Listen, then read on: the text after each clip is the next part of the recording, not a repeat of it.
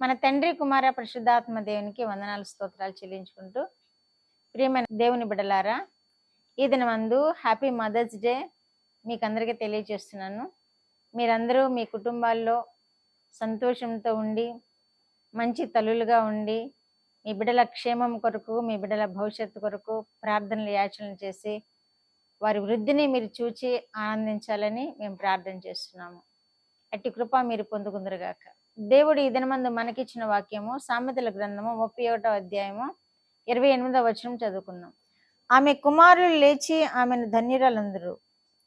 చాలా మంది కుమార్తెలు పతివ్రత ధర్మమును అనుసరించి ఉన్నారు, కానీ వారందరినీ నీవు మించిన దానవు అని ఆమె పెనిమిటి ఆమెను పొగడును. దేవుడి వాక్యం ద్వారా మనల్ని దీవించినగాక. ఆమె పెనిమిటి ఆమె కుమారులు కూడా ఆమెను పొగడటం ఈ వాక్యంలో మనం చూస్తున్నాం. ఆమె కుమారులు లేచి ఆమెను ధన్యురాలు అని ఆమెను అభినందించడం మనం చాలా విశేషమైన వాక్యంగా చూస్తున్నాం. ఎందుకంటే చాలా మంది తల్లులు ఉంటారు, కానీ వారి పిల్లలు ఆమెను ధన్యురాలు అని పొగడటం అది చాలా అరుదు. కానీ ఇక్కడ మనం చెప్పుకుంటున్న ఈ స్త్రీ ధన్యురాలు అని కుమారుల చేత పొగడించుకుంటుంది. ఆమె అంటే అంత శ్రేష్టమైన స్త్రీ అనమాట, అంత శ్రేష్టమైన తల్లి అనమాట. తల్లి బాధ్యతలు చాలా ఎక్కువగా ఉంటుంది కుటుంబంలో. పురుషుని కంటే తల్లి బాధ్యతలు ఎక్కువగా ఉంటాయి. పిల్లల్ని పెంచడంలో కానీ, పిల్లల్ని క్రమశిక్షణ నేర్పించడంలో కానీ, పిల్లల్ని భయభక్తులు కలిగి దేవునికి ఇష్టమైన బిడ్డలుగా జీవింపచేయటం కానీ, ఇదంతా తల్లి బాధ్యతగా ఉంది. తండ్రి పనులకు వెళ్తాడు, పగలంతా ఉండడు. తల్లి అయితే పనికి వెళ్ళినా కానీ, ఒకవేళ ఇంట్లో ఉన్న పనికి వెళ్ళినా పిల్లల బాధ్యత తల్లి ఎంతో తీసుకుంటుంది. వాళ్ళ క్షేమం చూస్తుంది, వాళ్ళ ఆహార పానీయాలు సిద్ధపరుస్తుంది, వాళ్ళకి చదువుకోవడానికి మంచి సదుపాయాలు కలిగిస్తుంది, చదువుకోవడానికి మంచి పరిస్థితులను కలుగు చేస్తుంది. తల్లికి ఎంత బాధ్యత ఉందన్నమాట. అందుకని తన కుమారులు లేచి తన ధన్యురాలందరూ అని వాక్యం రాయబడి ఉంది. కనుక తల్లులైన మీరందరూ కూడా మీ కుమారుల చేత, మీ కుమార్తెల చేత ధన్యురాలు అని అనిపించుకునే భాగ్యము మీరు కూడా పొందుకోండి. మీ కుమారులకి, మీ కుమార్తెలకు అట్టి ధన్యకరమైన జీవితాన్ని వారు పొందేలాగా మీరు ప్రేరేపించండి, పెంచండి, ఆశీర్వాదాలతో నింపండి. అప్పుడు దేవుడు మిమ్మల్ని దీవిస్తాడు, మీ పిల్లల్ని దీవిస్తాడు, మిమ్మల్ని ధన్యకరముగా జీవింపచేసుకుంటాడు. అదే మనం వాక్యాల్లో చూస్తే సమూయేలు ప్రవక్త తల్లి కూడా పిల్లల కోసం ఎంతో ప్రాధాన్యత పడి, ఎంతో అంగలార్చి దేవుని సన్నిధిలో విజ్ఞాపన చేసి ఒక శ్రేష్టమైన బిడ్డను పొందుకుంది. ఆ శ్రేష్టమైన బిడ్డ ప్రవక్తగా కూడా చేయబడ్డాడు. ఆమె సమర్పించుకుంది, దేవునికి సమర్పించుకుని దేవుని సన్నిధిలో అతన్ని విడిచిపెట్టడం వలన దేవుని చేత మాట్లాడుతూ దేవునిలో ఎదుగుతూ ఒక ప్రవక్తగా తీర్చిదిద్దబడ్డాడు. ఎందుకంటే ఆ తల్లి ప్రేరేపణ వలననే. కనుక మీ పిల్లలు కూడా దేవునిలో భయము భక్తి కలిగి జీవించాలంటే మీ ప్రార్థనలు ఎంతో అవసరమైనది.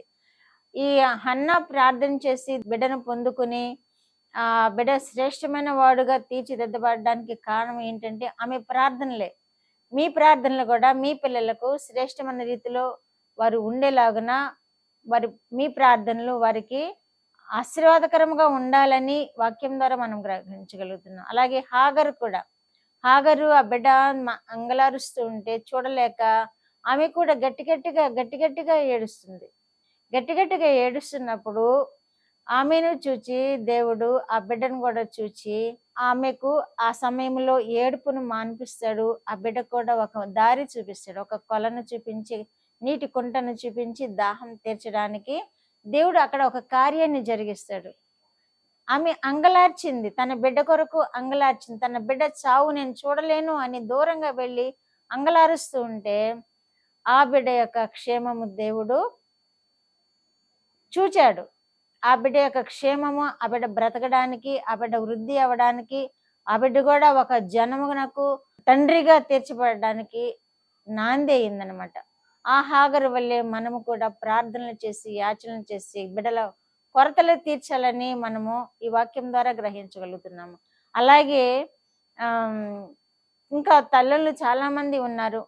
యెజబెలు రాణి ఉంది. యెజబెలు వలన ఎంత పిల్లలకి కీడు వచ్చింది అంటే, తన భర్తకు కూడా ఎంత కీడు వచ్చింది అంటే చాలా నష్టపోయారు వాళ్ళు. తన పిల్లలు, తన వంశమంతా నశించిపోయే విధముగా యెజబెలు ప్రవర్తించింది.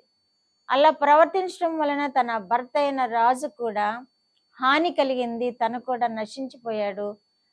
ఎందుకని అంటే తను విగ్రహారాధకురాలు కనుక విగ్రహారాధనలు చేసింది, దేవుణ్ణి త్రోసివేసింది. తన బిడ్డలు, తన భర్త కూడా దేవునికి విరోధముగా జీవించేలాగా ప్రవర్తించింది. తన కుటుంబాన్ని నాశనం చేసుకోవడానికి అక్కడ యెజబెలు కారణమైంది. కనుక అలాంటి గుణాలు ఉండకుండా స్త్రీ అనేవారు తన బిడ్డలకు, తన భర్తకు ఒక శ్రేయస్కరమైన మార్గము చూపే వ్యక్తిగాను, వారి యొక్క క్షేమము కోరుకునే వ్యక్తిగాను, వారి బిడ్డల వృద్ధిని కోరుకునే వ్యక్తిగాను తల్లి ఉన్నప్పుడు దేవుడు ఎంతగానో ఆశీర్వదిస్తాడు. ఆ తల్లులను దీవిస్తాడు, వారి పిల్లలను దీవిస్తాడు. ఎంతో వారు వృద్ధిలోనికి వచ్చే అవకాశం ఉంది అని మనము తెలుసుకుంటున్నాము. అందుకని ఉమెన్కి ఉన్నటువంటి ప్రాధాన్యత పురుషునికి లేదు. ఎందుకంటే ఇంటిని తీర్చిదిద్దే ప్రాధాన్యత కానీ, బిడ్డలను పెంచే ప్రాధాన్యత కానీ, భర్త యొక్క ప్రాధాన్యత కానీ స్త్రీకే ఉంటుంది. కాబట్టి స్త్రీ యోగ్యురాలైతే కుటుంబం అంతా శ్రేష్టమైనదిగా ఉంటుంది. స్త్రీ యోగ్యురాలైతే ఆ కుటుంబం అంతా ధన్యకరమైనటువంటి, ఆశీర్వాదకరమైనటువంటి కుటుంబముగా ఉంటుంది. అట్టి కృప మనం అందరము పొందుకుందుము గాక. ప్రార్థన. మా దేవా, మా ప్రియ పరలోక ప్రభువా, మీ పరిశుద్ధ పాదములకు వందనాలు నాయనా. మా రక్షకుడా, మా విమోచకుడా వందనాలు. మీరు ఇచ్చిన వాక్యం కొరకు మీకు వందనాలు ప్రభువా. నాయనా, ఆశీర్వాదాలు పొందుకునే విధముగా చూస్తున్న బిడ్డలందరినీ మీరు దీవించమని, ఆశీర్వాదాలకు పాత్రలుగా చేసి మీరు మహిమ పొందమని యేసుక్రీస్తు వారి పేరిట ఈ మనవులు మీ పాదముల యొద్ద వేడుకుంటున్నాను పరమ తండ్రి. ఆమేన్.